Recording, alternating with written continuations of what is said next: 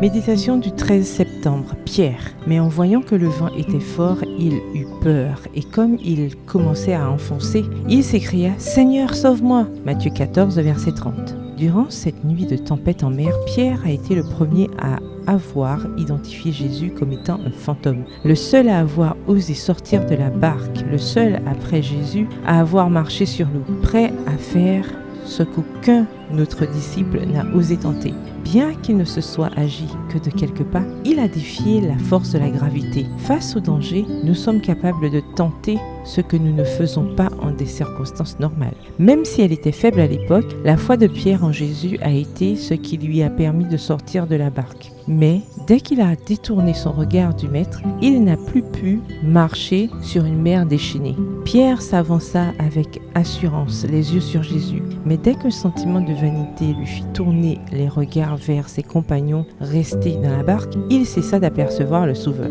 Le vent était impétueux. De hautes vagues se dressaient entre lui et son maître. Il eut peur. Un instant, le Christ resta caché à sa vue et sa foi l'abandonna. Il commença à s'enfoncer. Quand vous marchez sur les vagues intenses de la vie, si vous fixez vos yeux sur les circonstances au lieu de les fixer sur Jésus, vous désespérez et sombrez dans le problème. Regardez à sa puissance et non à votre petite foi. Si vous accordez plus d'attention à la tempête qu'à celui qui peut marcher sur les eaux, au milieu de la mer, vous ferez la même expérience que Pierre. Vous ne pourrez choisir quand ou comment arrivera la tempête, mais vous pourrez choisir vers qui vous tournez. Chantez des hymnes de foi, répétez des passages de l'Écriture, priez à haute voix. Nourrissez votre foi et la peur mourra de faim. Nourrissez les doutes et la foi s'affaiblira à cause de la malnutrition spirituelle. Ce n'est pas celui qui tombe dans l'eau qui coule, mais celui qui refuse de se relever. Pierre leva les yeux au-dessus des eaux agitées et, les fixant sur Jésus, s'écria « Seigneur, sauve-moi » Aussitôt Jésus saisit la main tendue vers lui en disant « Homme de peu de foi,